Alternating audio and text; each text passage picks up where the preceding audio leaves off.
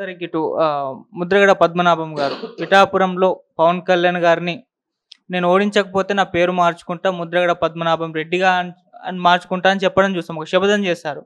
ఇవాళ పవన్ కళ్యాణ్ గారు తన సొంత నియోజకవర్గంలో గెలిచారు. 100% తనకిచ్చిన సీట్లన్నీ గెలిపించుకోగలిగారు. దాంతో ఈయన తన పేరు మార్చుకోవడానికి సిద్ధపడ్డారు. నా పేరు మార్చుకుంటున్నాను ముద్రగడ పద్మనాభరెడ్డిగా. దానికి సంబంధించిన డాక్యుమెంట్స్ అన్నీ కూడా రెడీ అయిపోయాయి. తొందరలో ఆ ప్రాసెస్ కూడా పూర్తవుతుంది. మొత్తం పూర్తయిన తర్వాత కూడా మీకు చెప్తానని చెప్పడం చూస్తాం. ఏం చెప్తారు సార్ మీరు దీని గురించి? అంటే ఆయన ఏదో ఒక శబ్దం చేయొచ్చులే. పిఠాపురంలో పవన్ కళ్యాణ్ గెలిస్తే నేను ఇది చేస్తానని సవాల్ చేయటం అనేది సహజంగా జరిగేదే. కానీ ఆయన చేసిన సవాలు వింతగా ఉంది. ఏమిటికి పద్మనాభరెడ్డిగా మార్చుకుంటానన్నాడు. అంటే అది నాకేం అర్థం కావడం లేదు. ఇంతవరకు గతంలో వచ్చినప్పుడు కూడా మీరు అడిగినారు కానీ ఇంతవరకు నాకు అర్థం కావడం లేదు. పద్మనాభరెడ్డిగా మార్చుకుంటానంటే ఏమిటికి పద్మనాభరెడ్డిగా మార్చుకుంటానంటూ ఆయన నాకైతే దాని లాజిక్కే నాకు అర్థం కావటం లేదు. రెడ్డి తక్కువ కులం వాడనా ఇంకా ఏదో నాకైతే అర్థం కావటం లేదు. ఎందుకు అంటున్నాను అని అంటే నేను కూడా కొంత చదువుకున్న వ్యక్తినే, ఈ కులాల మీద ఒక అవగాహన ఉన్న వ్యక్తినే. మాకు తెలిసి అక్కడ కాపులు అంటే రైతు పని చేసుకునేవాళ్ళే, రైతాంగం. మాకు కూడా రెడ్డి అని పేరైతే ఉంటుంది. రెడ్డి పేరున్న కులం అయితే కాపు అనే ఉంటుంది. మామూలుగా సర్టిఫికెట్లు ఏమి ఇస్తారు? నేషనాలిటీ వచ్చి ఇండియన్ అని ఇస్తారు, రిలీజియన్ వచ్చి హిందూ అని ఇస్తారు, కులం వచ్చేసరికి కాపు అని ఇస్తారు. రెడ్డి అని ఎక్కడా ఉండదు. రెడ్డి అనేది ఎవరికి పెట్టింటారు అంటే ఎవరైతే గ్రామ మున్సబ్ ఉంటాడు కదా, విఏఓలుగా పనిచేసే వాళ్ళు అంతకుముందు వంశపారంపర్యంగా హక్కుగా వస్తుండేది బ్రిటిష్ వారి కాలంలో.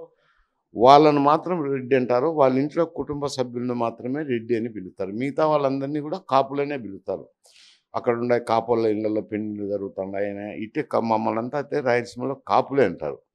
రెడ్డి అనేది ఆ రెడ్డి పని చేసిన ఇళ్ళకు మాత్రమే అవి రెడ్డేరి ఇల్లు అని అంటారు.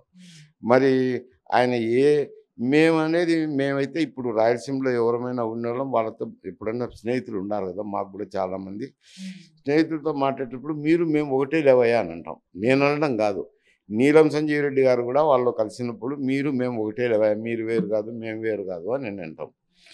ఎందుకంటే వాళ్ళకు కూడా కాపు అనేదే సర్టిఫికేట్ ఉంటుంది, మాకు కాపు అనేదే సర్టిఫికేట్ ఉంటుంది. కాకపోతే ఏ కారణాల వలన ఏం కథో మరి వాళ్ళు కాపులు అంటే వేరు అంటారు, మేము కాపులు మేము ఒకటే అంటాం.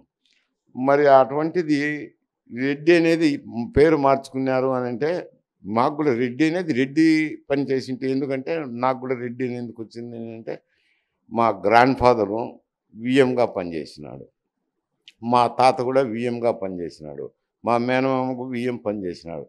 విఎం పనిచేసినారు కాబట్టి రెడ్డి అనేది వచ్చింది. మా ఇండ్లు కూడా రెడ్డి వీధి అని పేరు ఉండేది.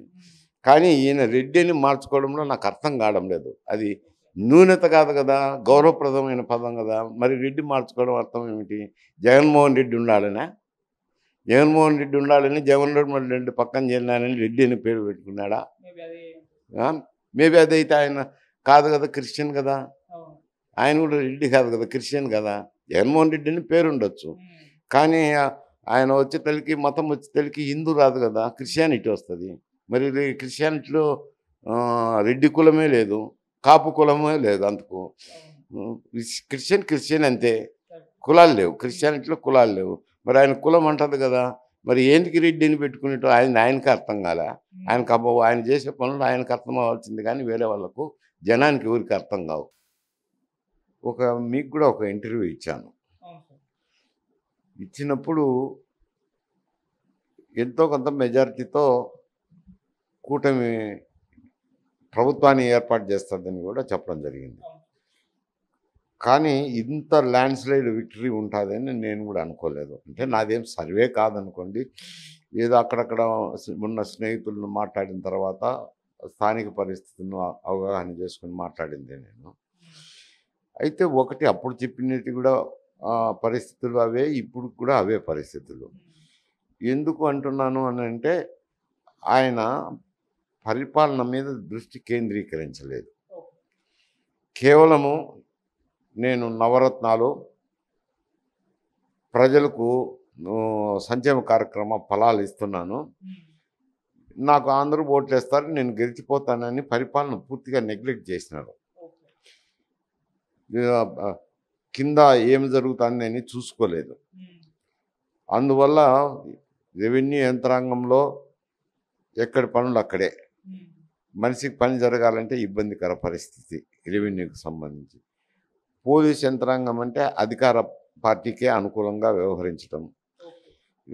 ఇతర సర్వీసులు కూడా ఎవరి కొద్ది వాళ్ళు నడుచుకుంటానే ఉన్నారు, కానీ పరిపాలన అనేది ప్రజల్లో ఏమి ఇబ్బందులు ఉన్నాయి, ప్రజలకు ఆ ఇబ్బందులు ఎలా తీర్చాలా అనే దాని మీద ఒక అవగాహన కానీ ఒక పరిపాలన కానీ లేకుండా పోయింది.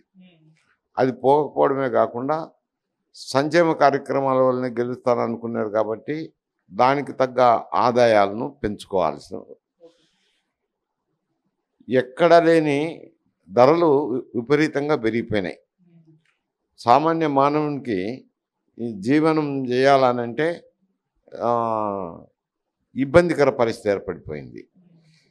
ఆయనకు దినకూలి పెరిగినా కానీ సంక్షేమ కార్యక్రమాలు వచ్చిన ఫలితం కానీ ఏమీ మిగలడం లేదు ఈ ధరల పెరుగుదల వల్ల. ధరల పెరుగుదలకు ముఖ్య కారణం ఏమిటంటే డీజిల్ పెట్రోల్ ధరలు దేశంలో ఎక్కడలేని విధంగా పెంచి కూర్చోవడం. ఇతర రాష్ట్రాల్లో తక్కువ ఉంటే ఈ రాష్ట్రంలో మాత్రం ఎక్కువ ఉంది. ఎక్కువ ఉండే దానివల్ల నిత్యావసర వస్తువుల ధరలు ఇతర ధరలు కూడా పెరిగిపోతాయి. ప్రజలకు కూడా భారం అవుతుంది. ప్రయాణం ఖర్చులు కానీ, సరే వాహనాలు ఉంటే సొంత వాహనాల ఖర్చు కానీ, ప్రతి ఒక్కరికి ఇళ్ళల్లో ఏదో ఒకటి 2 వీలర్స్ కార్లు రకరకాలు ఉన్నాయి. ఇప్పుడు ప్రతి ఒక్కరికి వాహనాలు. డీజిల్ పెట్రోల్ ఖర్చు కూడా పెరిగిపోతూ వస్తుంది. ఈ పెరిగిపోవడంతోనూ నిత్యావసర వస్తువులు ధరలు పెరగడం అయితేనేమి, ఇంట్లో ఎవరన్నా మద్యం తాగే వ్యక్తి ఉంటే దేశంలో ఎక్కడ లేని రేట్లు. మామూలుగా గతంలో 50 రూపాయలకు వస్తాను లిక్కర్ బాటిల్ 200కు పెంచినారు. అంటే ఎంత స్థాయికి పెంచినారో చూడండి. వ్యసనపరులు వాళ్ళు తాగకుండా ఉండలేరు. వచ్చిన ఆదాయం అంతా దానికే సరిపోయా. మళ్ళీ ఈయనిచ్చిన సంక్షేమ కార్యక్రమం ఫలితం కూడా దాంట్లోకే పోతుంది. ఇప్పుడు ప్రతి ఒక్కరికి ప్రజలకు తెలిసిపోతుంది ట్యాక్సులు కడతాన్నామని చెప్పి.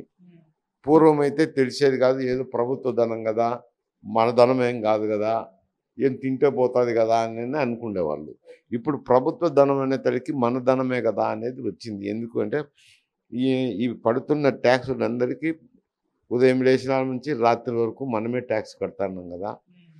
పేదోడికి ధనవంతుడికి కూడా తేడా లేకుండా కడతారు. ధనవంతుడు ఒక ఇన్కమ్ ట్యాక్స్ ఒకటి ఎక్స్ట్రా కడతారు, కానీ మిగతా అన్ని ధనవంతుడి కంటే పేదోడే ఎక్కువ కడతారు మిగతా ట్యాక్సులన్నీ. కట్టే తల్లికి వాళ్ళకి భారం అవుతుంది. భారం అయినప్పుడు ఇది మా డబ్బే కదా అని అంటారు.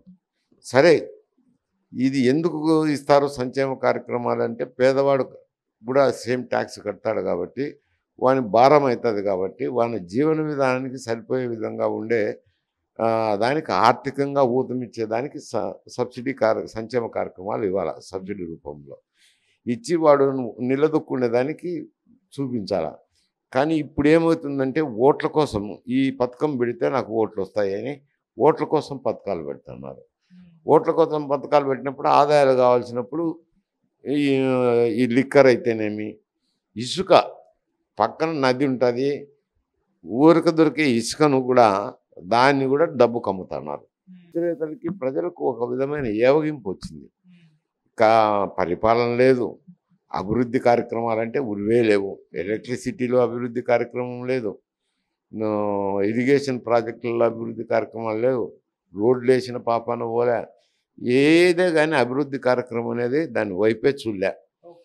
ఏమన్నా గ్రామ సచివాలయాలు మేము కట్టించినాం, ఊరికి గ్రామ సచివాలయం కట్టించినాం, ఈ బిల్డింగ్ ఉంది, ఇది కల్పించినామని చెప్పి అన్నారు. కానీ ఆ సచివాలయం కట్టడానికి కాంట్రాక్టర్కు డబ్బులు ఇవ్వక మేము అప్పులు చేసినామని కుయో మోరని మొత్తుకొని ఊరంతా తిడుతున్నారు వాళ్ళు.